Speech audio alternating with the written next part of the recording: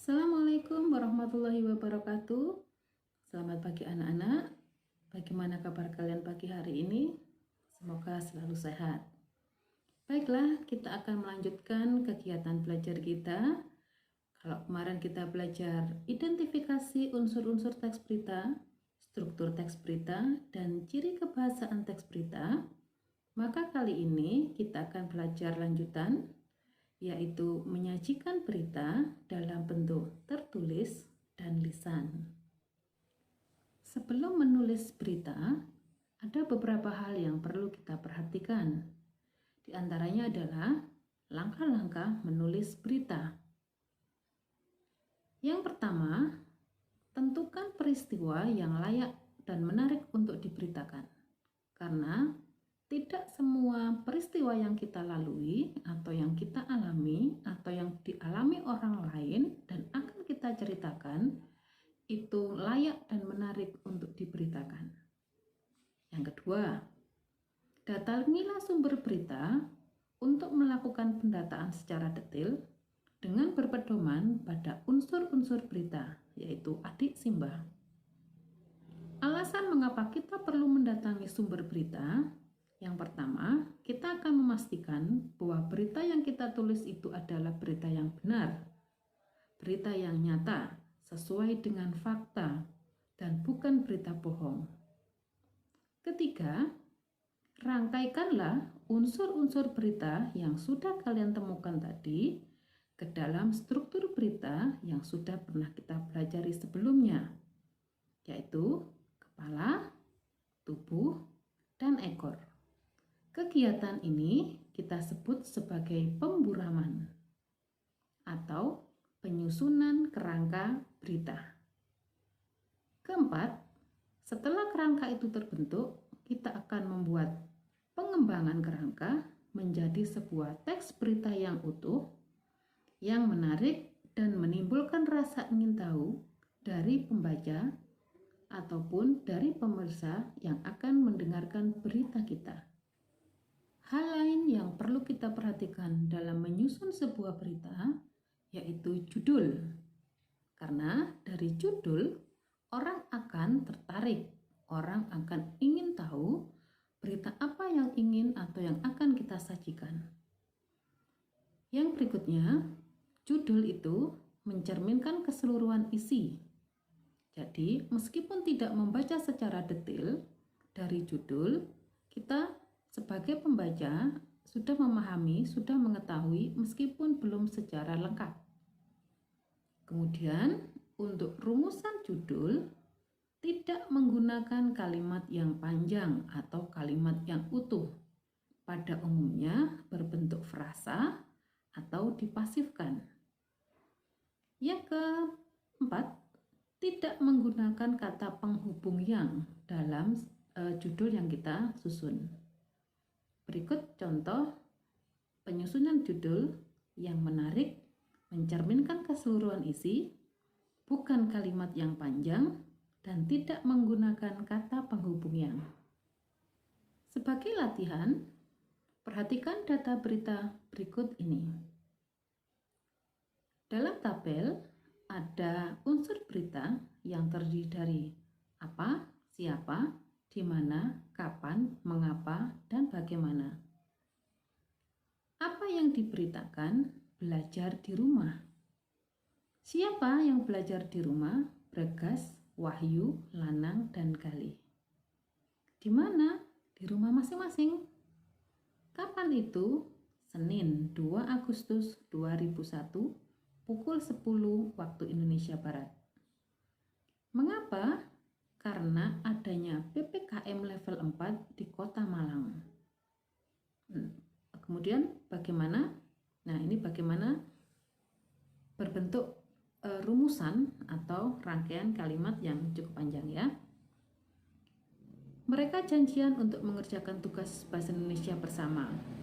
Tugas yang dikerjakan melalui video call dengan aplikasi WhatsApp. Berikutnya, dari data yang sudah kita tentukan tadi, kita akan mulai menyusun berita. Sebelum menyusun, kita akan melakukan pemburaman dengan langkah-langkah penyusunan kerangka berita melalui struktur berita yang berupa piramida terbalik. Kita awali dulu dari kepala. Di kepala ini, kalian bisa menyusun sebuah paragraf, ya, sebuah awal dari berita, dan ini tidak harus diawali dari apa. Bisa diawali dari di mana, bisa diawali dari siapa, atau bahkan dari kapan. Kemudian, pada taraf berikutnya, kita akan menyusun tubuh atau bodi berita, yaitu dengan menjawab pertanyaan mengapa dan bagaimana. Pada tubuh berita ini disusun dengan bantuan kata bagaimana, ya, juga boleh dari karena. Nah, hal-hal yang ada dalam tubuh ini, hal-hal untuk menjawab mengapa dan bagaimana. Selanjutnya, kita akan menentukan ekor berita. Dalam ekor berita ini, kita akan menambahkan informasi lain, misal adanya tokoh atau adanya latar waktu, tempat, dan suasana ketika kalian menyusun berita tersebut. Baik, dari teori tadi, kita akan mencoba memasukkan informasi atau data-data tadi ke dalam pemburaman.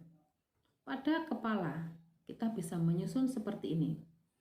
Nah, kalau ini kita mulai dari Senin, berarti dari waktu, dari kapan. Anak-anak boleh mengubahnya dari apa, gitu ya. Kalau dari apa berarti belajar bersama.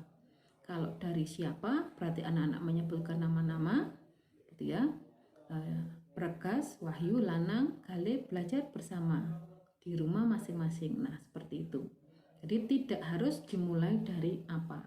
Bisa dimulai dari pertanyaan apa saja. Kemudian pada tubuh, ya. Nah, ini yang tadi di bagian bagaimana kita mulai masukkan ke sini, gitu ya. Data tentang mengapa dan bagaimana kita bisa masukkan. Inilah yang kita sebut sebagai pemburaman. Artinya, ini inti dari berita yang akan kita sajikan secara utuh.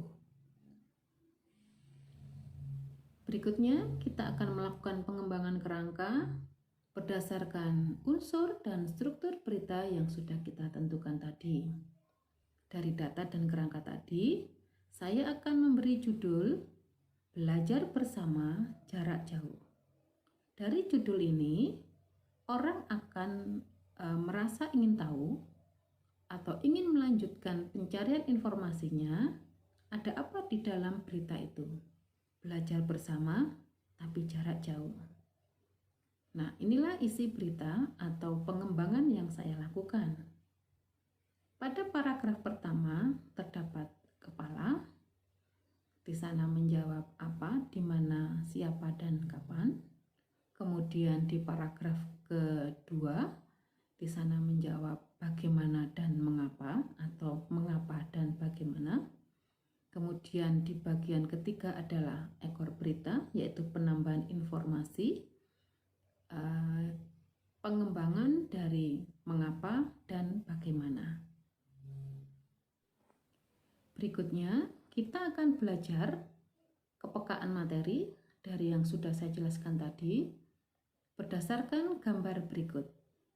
Nah, nanti akan disajikan sebuah gambar, kemudian datalah unsur-unsur berita yang terdapat dalam gambar tersebut, kemudian rumuskanlah kerangka teks berita sesuai dengan unsur-unsurnya, kemudian yang keempat, kembangkanlah kerangka tersebut menjadi berita yang lengkap. Berikut gambarnya. Coba perhatikan dengan seksama. Di sana ada sebuah sekolah atau sebuah kelas, gitu ya. Dan informasi yang kita temukan seperti ini. Silakan disimak. Sudah ya? Untuk memudahkan kita menyusun berita berdasarkan data yang tadi, maka yang pertama, kita akan menentukan unsur berita. Apa yang diberitakan? Sekolah yang kebanjiran. atau banjir dalam sekolah atau banjir dalam kelas, boleh. Siapa yang ada dalam tayangan tadi atau dalam gambar tadi? Ada Bapak Guru dan para siswa. Kemudian, di mana? Di dalam kelas sebuah sekolah. Kapan itu terjadi? Pagi Senin 30 Januari 2020. Kemudian, mengapa sampai sekolah kebanjiran? Semalam hujan sangat deras. Kemudian, bagaimana sekolah itu bisa kebanjiran? Oh, airnya meluap dari selokan depan sekolah. Kemudian, letak sekolah lebih rendah dari jalan raya. Kemudian, apa yang mereka rasakan? Belajar dengan suasana atau kondisi memprihatinkan. Jadi, siapa, di mana, kapan, mengapa, dan bagaimana ini semuanya ada dalam data berita tadi. Langkah yang kedua yaitu penyusunan kerangka berita atau pemburaman sesuai dengan struktur dan ciri kebahasaan teks berita. Kita buat dulu piramidanya, gitu ya. Kemudian kita masukkan data-datanya.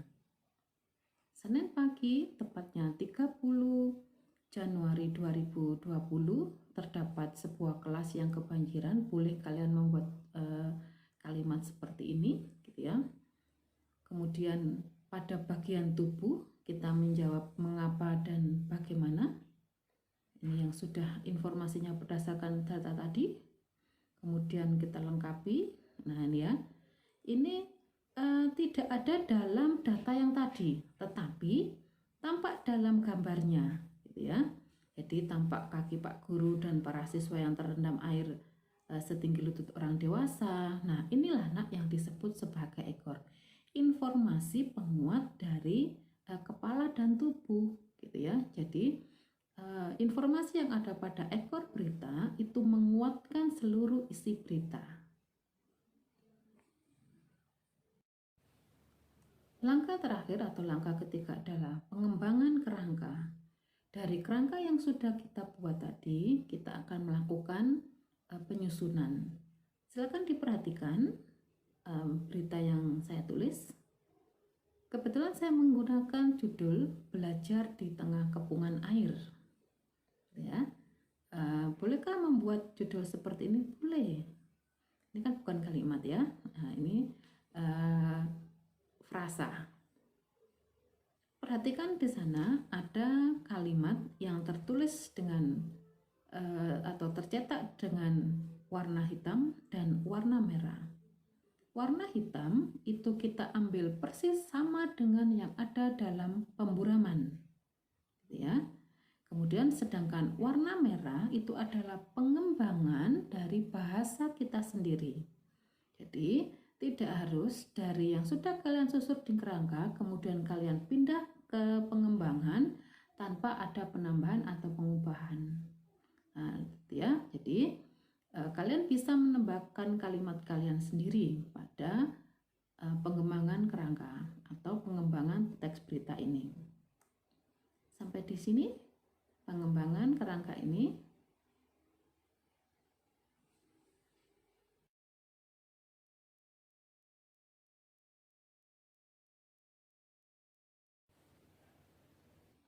Selanjutnya, selain berita itu kita tulis, gitu ya, dalam bentuk surat kabar atau koran.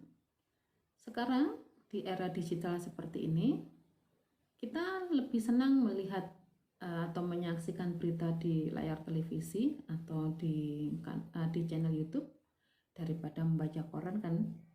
Nah, pada kesempatan kali ini kalian juga akan belajar bagaimana menyajikan berita dalam bentuk lisan. Langkah-langkah menyajikan berita dalam bentuk reportase. Yang pertama, pahami isi berita yang sudah ditulis dengan baik. Pastikan rumusan berita sudah tertulis sesuai dengan struktur dan ciri kebahasaan. Salah satunya adalah penggunaan bahasa baku. Gunakan intonasi dan artikulasi yang tepat agar berita yang kalian bacakan atau kalian sajikan mudah dipahami pendengar dan tidak monoton atau membosankan. Hindari bahasa asing jika kalian tidak dapat membaca dengan benar. Berikutnya, gunakan tempo, nada, dan irama yang benar agar berita yang disampaikan tidak terlalu cepat atau terlalu lambat. Pastikan kostum yang kalian gunakan itu mendukung isi berita.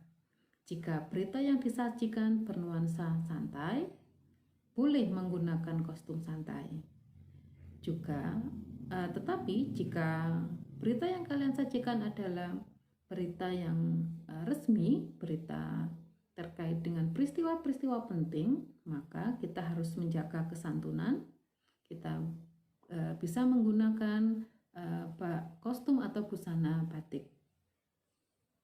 Kemudian pandangan diarahkan ke depan, seolah-olah kalian sedang berbicara langsung kepada pemirsa. Demikianlah materi tentang menulis teks berita dan menyajikan dalam bentuk reportase. Terima kasih atas perhatian kalian. Semoga bermanfaat. Selamat berkarya, jadilah yang terbaik.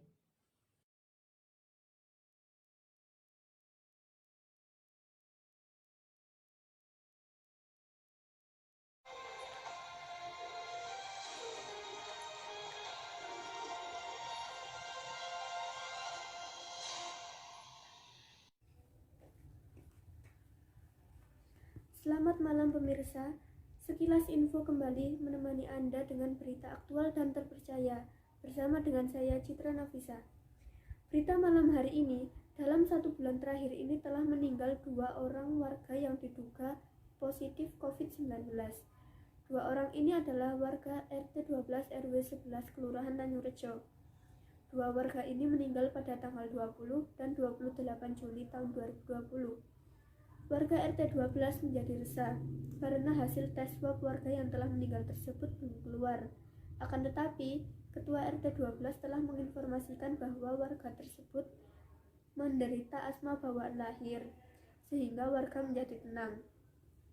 Untuk menjaga kesehatan warga RT 12, Ketua RT 12 melakukan kerjasama dengan Gerakan Pramuka Cabang Sukun, Linmas Tanjungrejo, dan gugus tugas COVID-19 untuk melakukan penyemprotan disinfektan di rumah duka dan seluruh wilayah RT 12. Wilayah RT 12 luas, meliputi 3 blok yaitu Blok E, Blok D, dan Blok D1. Penyemprotan ini berlangsung selama 3 kali, yaitu tanggal 20, 21, dan 28 Juli tahun 2020. Warga sangat antusias sekali akan adanya penyemprotan disinfektan untuk penanggulangan penyebaran COVID-19. Maka dari itu, mari kita bersama-sama menjaga diri dengan melakukan jaga jarak dan memakai masker saat keluar rumah. Sekian sekilas info hari ini. Terima kasih dan selamat malam.